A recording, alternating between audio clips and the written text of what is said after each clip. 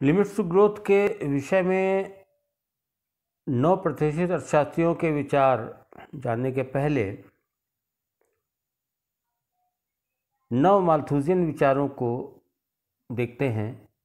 Views of neo Malthus. जो neo Malthus views हैं, उन व्यूज़ को, उन विचारों को हम एक मॉडल के रूप में जानते हैं जिसको एहरलिच कॉमनर मॉडल कहा जाता है। एहरलिच कॉमनर मॉडल मीन्स 2 अर्थशास्त्री एहरलिच और कॉमनर के जो विचार थे उस पर आधारित एक मॉडल एहरलिच कॉमनर मॉडल है, और यह मॉडल नियो माल्थुसियन विचारों को प्रदर्शित करता है। Neo Malthusian views are expressed in terms of in shape of Ehrlich Commoner model, and the views expressed are by Ehrlich and Commoner। अगर हम पूरे मॉडल को बहुत संक्षेप में देखें पहले, तो 9 माल्थुसियंस ने, एहरलिच कॉमनर ने 3 चीज़ों को पर्यावरणीय क्षरण के लिए जिम्मेदार ठहराया। और वो 3 चीज़ें क्या हैं, तीन तत्व, 3 बातें क्या हैं जो पर्यावरणीय क्षरण करती हैं? Population growth, technology, modern technology, and पर कैपिटा कंजम्पशन, जनसंख्या वृद्धि, तकनीक, आधुनिक तकनीक, पर कैपिटा कंजम्पशन, प्रति व्यक्ति उपभोग, एफ्लुएंस, संपन्नता। ये 3 कारण हैं जो वर्तमान में नियो माल्थस व्यूज के अनुसार पर्यावरणीय क्षरण के लिए जिम्मेदार हैं, उत्तरदायी हैं। यहां एहरलिच ने 2 कारणों को पर्यावरणीय क्षरण के लिए जिम्मेदार माना, पॉपुलेशन ग्रोथ और पर कैपिटा कंजम्पशन, प्रति व्यक्ति उपभोग। जबकि कॉमनर ने मॉडर्न टेक्नोलॉजी को, आधुनिक तकनीक को पर्यावरणीय क्षरण के लिए उत्तरदायी माना। उनका कहना था कि जो मॉडर्न टेक्नोलॉजी है वो इल कंसीव्ड है, जो आधुनिक तकनीक है उसको ठीक से नहीं बनाया गया है, वो पर्यावरण मित्र नहीं है, वो इन्वायरमेंट फ्रेंडली नहीं है। हम यहाँ पर पर्यावरणीय क्षरण के लिए जिम्मेदार इसलिए कह रहे हैं क्योंकि एक बड़ी विशेष बात, नियो माल्थस जो व्यूज़ हैं वो माल्थस के व्यूज़ से एक सेंस में सुपीरियर रहे। माल्थस के व्यूज़ में कंसीडरेशन हम इस बात का देखते हैं कि वह कौन सी चीज़ है जो समृद्धि को सीमित करती है, वह कौन सा तत्व है, पॉपुलेशन ग्रोथ, जो समृद्धि के दीर्घकालीन विकास में बाधा पहुंचाता है, पॉपुलेशन ग्रोथ। लेकिन नियो माल्थुसियन व्यूज़ जब आते हैं तो 9 माल्थस व्यूज़ में, 9 माल्थस विचारों में एक व्यापक सोच है, और यहाँ पर किसी भी चीज़ को लिमिट्स टू ग्रोथ को देखने का जो उनका एंगल था, वो एंगल केवल लिमिट्स टू ग्रोथ का नहीं था, उनका एंगल हो गया था एनवायरमेंटल सस्टेनेबिलिटी, पर्यावरणीय पोषणीयता। अर्थात उनके अनुसार, अब ये ब्रॉडर व्यू है और सही भी है, नियो माल्थुसियंस के हिसाब से अब हमको यह देखना है कि जो पर्यावरणीय पोषणीयता है उसको अवरुद्ध करने वाले कारण अगर हैं, पहले हैं कि नहीं हैं, जो पर्यावरणीय पोषणीयता है उसको अवरुद्ध करने वाले कारक हैं, यस या नहीं है, नो, और अगर हैं तो कौन से हैं? अभी मैंने आपको बताया, यस, पर्यावरणीय पोषणीयता को अवरुद्ध करने वाले कारण हैं एर्लिस्ट के हिसाब से दो, पॉपुलेशन ग्रोथ और संपन्नता, इंक्रीजिंग पर कैपिटा कंजम्पशन, और कॉमनर के हिसाब से मॉडर्न टेक्नोलॉजी। ये सार है नियो माल्थस व्यूज़ का, नियो माल्थस मॉडल का, एर्लिस्ट कॉमनर मॉडल का, जहाँ यह सिद्ध किया गया, जहाँ यह बात सामने आती है कि पॉपुलेशन ग्रोथ, इंक्रीजिंग पर कैपिटा कंजम्पशन और मॉडर्न टेक्नोलॉजी, ये तीन कारण हैं जो भविष्य में हमारी समृद्धि को सीमित कर देंगे, विकास को पोषणीय नहीं बनाएंगे। यहाँ एर्लिस्ट कॉमनर मॉडल में जो व्यूज़ आते हैं उसमें एक बड़ी बात स्पष्ट है। एर्लिस्ट और कॉमनर दोनों ने स्पष्ट किया कि पर कैपिटा कंजम्पशन हाई होगा तो एनवायरमेंटल सस्टेनेबिलिटी नहीं रहेगी। पर कैपिटा कंजम्पशन हाई होने का मतलब है प्रति व्यक्ति उच्च उपभोग, और ये वहाँ होगा जहाँ संपन्नता ज़्यादा है, जहाँ एफ्लुएंस ज़्यादा है। और एफ्लुएंस कहाँ ज़्यादा है? विकसित देशों में। So these are the developed countries which have affluence. ये विकसित देश हैं जहाँ पर संपन्नता ज़्यादा है, जहाँ रिसोर्सेज ज़्यादा हैं, और इसी की वजह से वहाँ पर प्रति व्यक्ति उपभोग संसाधनों का ज़्यादा है। Per capita consumption of resources is high in developed countries. So these developed countries are responsible for environmental deterioration. Population problem no doubt developing country की प्रॉब्लम्स है। तो कॉमनर कहते हैं मॉडर्न टेक्नोलॉजी ये भी एक समस्या है जिसने पर्यावरणीय क्षरण को बढ़ाया है और हमारी भविष्य के विकास की संभावनाओं को सीमित कर दिया है, limits to growth. And modern technology is ill conceived and modern technology is well developed in developed countries. ये जिस समय की बात है, जिस समय के नियो माल्थुसियन व्यूज़ हैं, ये उस समय की बात है जब मॉडर्न टेक्नोलॉजी अगर हमको दिखती थी वो भी विकसित देशों में दिखती थी। सो नियो माल्थस के विचारों में देखा जाए तो लिमिट्स टू ग्रोथ है या नहीं है? Yes, there are limits to growth. लेकिन हम एक और थोड़ा आगे बढ़ के जाते हैं यहाँ पर और कहते हैं कि पर्यावरणीय पोषणीयता नहीं रहेगी। क्यों? क्योंकि पॉपुलेशन ग्रोथ, मॉडर्न टेक्नोलॉजी और बढ़ती हुई संपन्नता और बढ़ता हुआ संसाधनों का उपभोग हो रहा है। And developed countries are responsible for this. These were neo-Malthusian views which says yes, there are limits to growth. अब हम आगे बढ़ते हैं, नियो क्लासिकल व्यूज़ पर जाते हैं। नव प्रतिष्ठित अर्थशास्त्रियों के विचारों में लिमिट्स टू ग्रोथ क्या है? स्टैंडर्ड इकोनॉमिक्स के विचारों में लिमिट्स टू ग्रोथ क्या है?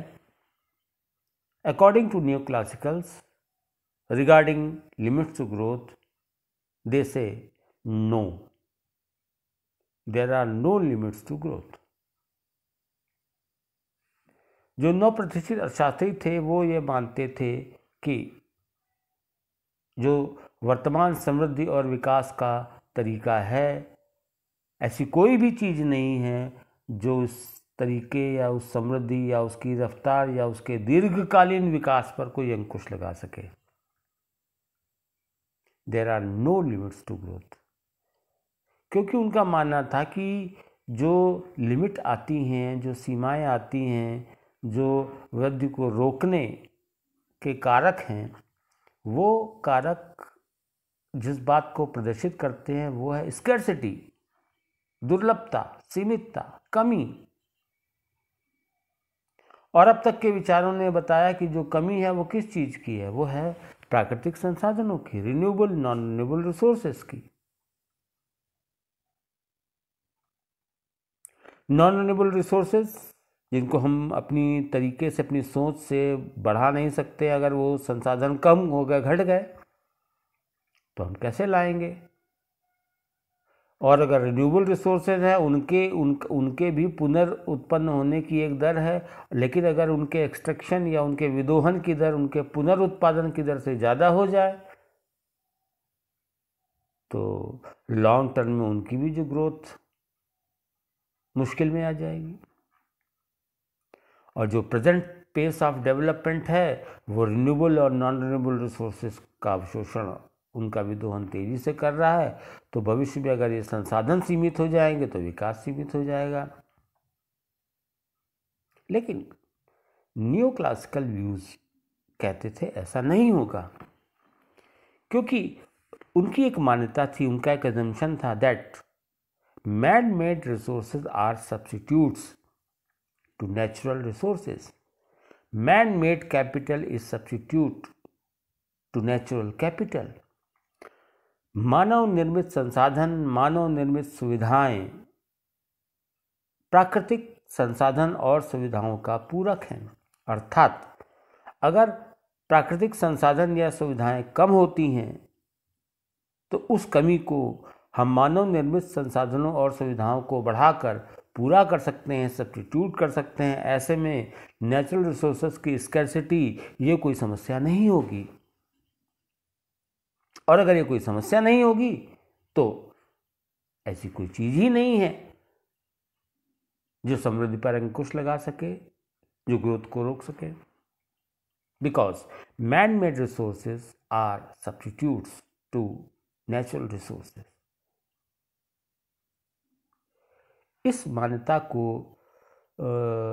देखने का जो सैद्धांतिक अधिकार था, सैद्धांतिक आधार था, वो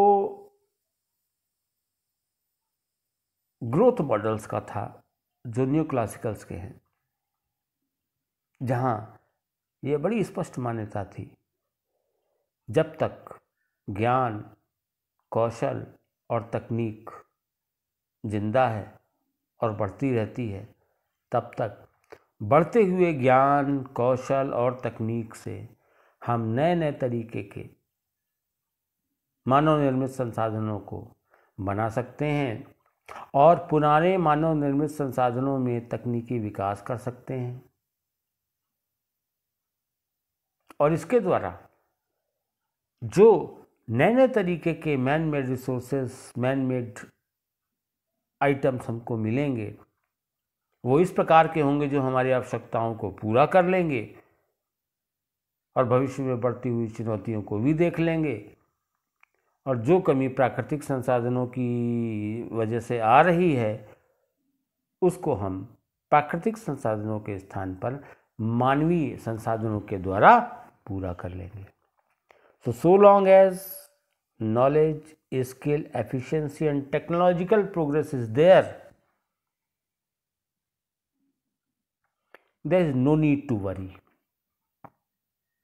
We can produce, develop and technically advance man-made resources, and these man-made resources will substitute the scarcity of natural resources. तो 9% विचारों में, न्यू क्लासिकल्स विचारों में, स्टैंडर्ड इकोनॉमिक व्यूज़ में लिमिट्स टू ग्रोथ के मामले में जो मानना था वो सीधा और स्पष्ट मानना था कि नहीं, समृद्धि पर सीमाएं नहीं हैं, अंकुश नहीं हैं। बढ़ती हुई विकास की रफ्तार को, वृद्धि की रफ्तार को कोई चीज़ बाधित नहीं कर सकती। बाधित करने वाला जो कारण है वो केवल एक है, और वो है स्कैर्सिटी ऑफ नेचुरल रिसोर्सेज। प्राकृतिक संसाधनों की दुर्लभता ही विकास को बाधित कर सकती है। लेकिन यहाँ पर इस बात का सवाल ही पैदा नहीं होता, क्योंकि प्राकृतिक संसाधनों की दुर्लभता या उनकी कमी अगर होगी तो निश्चित रूप से जो मानव निर्मित संसाधन हैं उनको हम बढ़ाकर, उनको तकनीकी रूप से एडवांस तरीके से और बढ़िया बनाकर प्राकृतिक संसाधनों की कमी को पूरा कर लेंगे। यहाँ न्यू क्लासिकल व्यूज़ में 1970 के दशक में विकसित देशों में जो अनुभव थे उनका जिक्र किया जाता है कि 1970 के दशक में तमाम अध्ययनों ने ये प्रूव किया, ये सिद्ध किया कि अगर प्राकृतिक संसाधनों की कमी हुई तो प्राकृतिक संसाधनों की कमी हुई तो मानव निर्मित संसाधनों के द्वारा उसको पूरा कर लिया गया। कहीं किसी भी जगह पर हमको ये बातें देखने को नहीं मिलती। बार्नेट एंड मोर्स का अध्ययन इस बात को प्रमाणित करता है कि जो बातें माल्थस और रिकार्डो के विश्लेषण में कही गई हैं उसके हमें कोई बड़े एम्पिरिकल एविडेंस नहीं मिलते। वास्तविकता में होता क्या है, हम अगर बड़ी प्रसिद्ध अर्थव्यवस्था को देखें, United States, Barnett and Morse के अध्ययन में एक बात का जिक्र किया गया जिसको मैं जैसा लिखा था वैसा ही आपको पढ़ के बताता हूँ। The US output in extractive sectors, which includes agriculture, forestry, fishing and mining. So the US output in these sectors increased markedly from the Civil War of America to 1957. Yet the statistical record fails to support and in fact is contradictory to the classical hypothesis. Now, real cost per unit of extractive goods measured in units of labor plus capital did not rise. They fell except in forestry.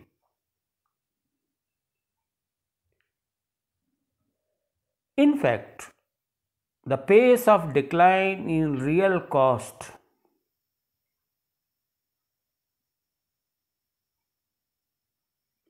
is not convincible.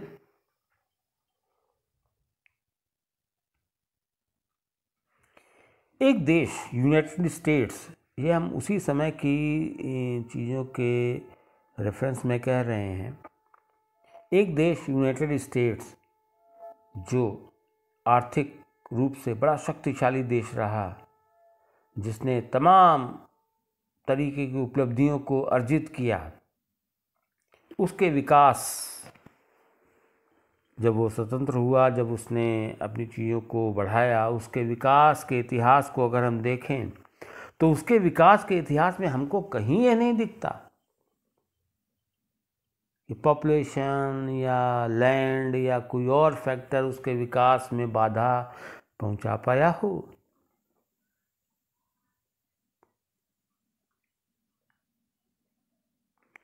इसको जोड़िए इस बात से कि ये वो देश है यूनाइटेड स्टेट्स, या यह उन देशों का एक प्रतीक देश है जहाँ पर कैपिटा कंजम्पशन ज़्यादा है, एफ्लुएंस ज़्यादा है, प्रति व्यक्ति संसाधन उपभोग ज़्यादा है और चीज़ें भी ज़्यादा हैं, लेकिन कहीं कोई ऐसा प्रमाण नहीं दिखता। There are limits to growth. ये न्यू क्लासिकल्स का यही कारण था इस मानने का कि भाई कहीं कुछ नहीं है, ऐसी कोई समस्या नहीं है। लेकिन इस पर जो बेसिक कमेंट आता है, वह कमेंट इस बात का आता है, past trends are not guarantee for the future. पिछले 100-200 सालों में जो देखने को मिला है विकास के संदर्भ में, विकसित देशों के संदर्भ में, यूएसए के संदर्भ में, पिछले 100-200 सालों में इन देशों के विकास के संदर्भ में जो प्रवृत्तियां देखने को मिली हैं, जो ट्रेंड्स देखने को मिले हैं, ये ट्रेंड्स आगे भी कंटिन्यू करेंगे, इसकी कोई गारंटी नहीं है। ये ट्रेंड्स आगे भी कंटिन्यू करेंगे, इसकी कोई गारंटी नहीं है। ये बातें अब आने लगी। देखिए, ये न्यू क्लासिकल्स के व्यूज़ हैं, न्यू क्लासिकल समर्थित व्यूज़ हैं। ये वो व्यूज़ हैं जब एनवायरमेंटल इकोनॉमिक्स 1960 के दशक में अपना एक विकास ले रही थी, अपना एक प्रादुर्भाव उत्पन्न कर रही थी, उसके पहले की बातें हैं। मैंने स्टार्टिंग में लिमिट्स टू ग्रोथ वाले चैप्टर में आपको बताया था, लास्ट 2 लेक्चर्स के पहले, कि लिमिट्स टू ग्रोथ पर जो चिंता थी, जो व्यापकता थी, जो सोच थी कि क्या परेशानी, वो परेशानी 70 के दशक में चर्चा में आती है, सोच में आती है, जब club of Rome led by Meadows इस बात पर चर्चा करता है कि अरे there are limits to growth. और जब वो बात आती है तो पीछे की सारी चीज़ें एनालाइज होती हैं, और पीछे की सारी चीज़ों में माल्थस और रिकॉर्डो के बाद अब नियो क्लासिकल के विचारों को भी एनालाइज किया जाता है, और ये एनालिसिस उसी समय की है।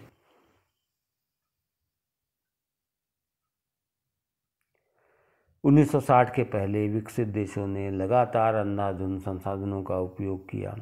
उनके यहाँ पॉपुलेशन की प्रॉब्लम नहीं थी। मॉडर्न टेक्नोलॉजिकल डेवलपमेंट भी उन्होंने किया।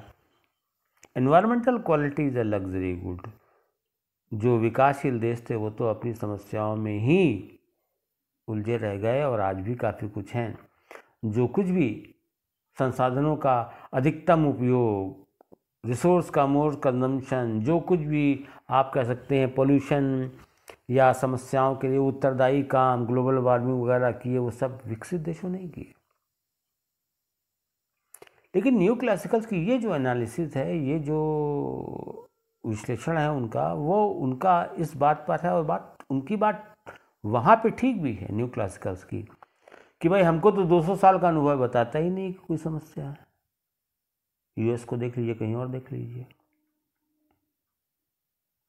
सो अकॉर्डिंग टू न्यू क्लासिकल्स हमको जो चीज़ देखने को मिलती है वो क्या है? There are no limits to growth, and whatever is the scarcity of natural resources, that will be compensated by the availability of man-made resources.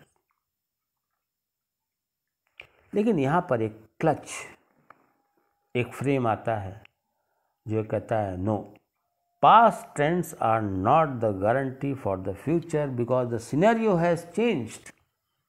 अब परिदृश्य बदल गया है, परिस्थितियाँ बदल गई हैं, और उस बात का आज हम प्रमाण देखें तो ये है कि नो, सही बात है। आज अगर ग्लोबल वार्मिंग की प्रॉब्लम है, जो इंटरनेशनल इन्वायरमेंटल प्रॉब्लम है, जो लॉस ऑफ बायोडाइवर्सिटी की प्रॉब्लम है, जो इंटरनेशनल इन्वायरमेंटल प्रॉब्लम है, इन समस्याओं के बारे में आज जितना विकासशील देश सोच रहे हैं उतना विकसित देश भी सोच रहे हैं। और विकसित देश अब इसलिए सोच रहे हैं क्योंकि अब वो बात नहीं है जो पहले कही जाती थी कि नो, जितना चाहो विकास करो, जितना चाहो रिसोर्स कंजम्पशन करो, जितना चाहो टेक्निकल डेवलपमेंट करो, ग्रोथ पर कोई स्कैर्सिटी नहीं। अब सबको समझ में आ गया है। तो न्यू क्लासिकल्स के व्यूज़ में ये आया था, और न्यू क्लासिकल्स के इन व्यूज़ में एक और विश्लेषण है जिसका मैं जिक्र बिल्कुल अलग से करूँगा, जो बड़ा स्पेसिफिक है, स्पष्ट है, और वो बात संबंधित है एक विशेष प्रकार के वक्र से। यहाँ हम अब इस बात को एक एंगल पर और आगे बढ़ाते हैं, और वो है लिमिट्स टू ग्रोथ के बारे में इकोलॉजिकल इकोनॉमिक्स का व्यूज़। लिमिट्स टू ग्रोथ के बारे में जो पारिस्थितिकी अर्थशास्त्र से उनका दृष्टिकोण। पारिस्थितिकी अर्थशास्त्र का जो दृष्टिकोण है वो, ध्यान रखिए, पारिस्थितिकी अर्थशास्त्र के इकोलॉजिकल इकोनॉमिक्स के दो आयाम हैं। एक उनका वो आयाम है जो उनका ट्रेडिशनल रूप है, जो उनका पारंपरिक रूप है, जिसकी रेलेवेंस रिकॉर्डों के समय से है। और पारिस्थितिकी अर्थशास्त्र का एक दूसरा आयाम है, दूसरा रूप है, बिल्कुल नया शेप है, जो इन्वायरमेंटल इकोनॉमिक्स के डेवलपमेंट के साथ 1960 के दशक से शुरू होता है। और इकोलॉजिकल इकोनॉमिक्स का लिमिट्स टू ग्रोथ के बारे में जो व्यूज़ है वो 60 के दशक के बाद का है। अर्थात लिमिट्स टू ग्रोथ के बारे में इकोलॉजिकल इकोनॉमिक्स के जो व्यूज़ हैं वो कंटेम्प्रेरी क्लब ऑफ रोम्स के व्यूज़, उस समय के इकोनॉमिक इन्वायरमेंट स्टेक होल्डर्स के व्यूज़ उनके साथ के हैं। यानी कि क्लब ऑफ रोम के व्यूज़ लिमिट्स टू ग्रोथ के बारे में, इकोलॉजिकल इकोनॉमिक्स के व्यूज़ लिमिट्स टू ग्रोथ के बारे में, ये एक हैं। और ये बातें न्यू क्लासिकल्स के व्यूज़, जिसमें वो कहते हैं लिमिट्स टू ग्रोथ नहीं है, के बाद की हैं। और ये बातें 1970 के दशक की हैं। 1972 में मीडोज़ मॉडल आता है क्लब ऑफ रोम का, और तत्कालीन कंटेम्प्रेरी व्यूज़ आते हैं इकोलॉजिकल इकोनॉमिक्स के, जिसमें वो ये कहते हैं कि इट इज़ प्रूव्ड।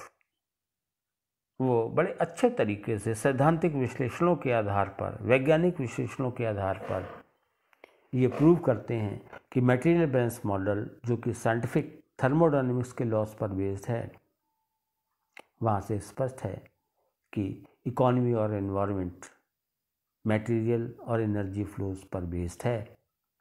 और उन्होंने बहुत अच्छे से जो मानवीय अर्थव्यवस्था है और पर्यावरण है उसके अंतर संबंधों की व्याख्या की, और ये प्रूव कर दिया कि there are limits to growth. Club of Rome के व्यूज़ 1972 और इकोलॉजिकल इकोनॉमिक्स के व्यूज़ 1972 के डिकेड्स के 1970 के डिकेड्स के 1970 के दशक में इन विचारों ने एक अल्टीमेट ब्रेक इस कंट्रोवर्सी पर लगा दिया और यह सिद्ध कर दिया, yes there are limits to growth. हाँ, समृद्धि की सीमाएं हैं, और जो वर्तमान विकास का जो तरीका है, उत्पादन और उपभोग का तरीका है, ये दीर्घकाल तक चल नहीं सकता, दीर्घकाल तक पोषणीय नहीं हो सकता। अब इस बात पर मत सोचिए, उनका कहना था अब इस बात पर मत सोचिए कि समृद्धि की सीमाएं हैं या नहीं है, ये तो प्रूव हो गया कि नहीं है। अब अगर वैश्विक समुदाय को कुछ सोचना है तो इकोलॉजिकल इकोनॉमिक्स और क्लब ऑफ रोम के मॉडल ने वैश्विक समुदाय को इस बात पर सोचने पर विवश कर दिया कि अब आप इस बात पर सोचिए कि लिमिट्स टू ग्रोथ तो है ही, तो अगर आपको ग्रोथ भी चाहिए और पर्यावरणीय संरक्षण या पर्यावरणीय गुणवत्ता भी चाहिए, दोनों चाहिए, तो अब आप केवल ये सोचिए कि हम विकास कैसे करें, हमारे विकास का मॉडल क्या हो, हमारे विकास का प्रारूप क्या हो, जिससे कि हमको दोनों चीज़ें मिल सकें। और इसी बात ने जो आधार प्रदान किया, वो आधार 1980 के दशक में पोषणीय विकास का आधार बनता है।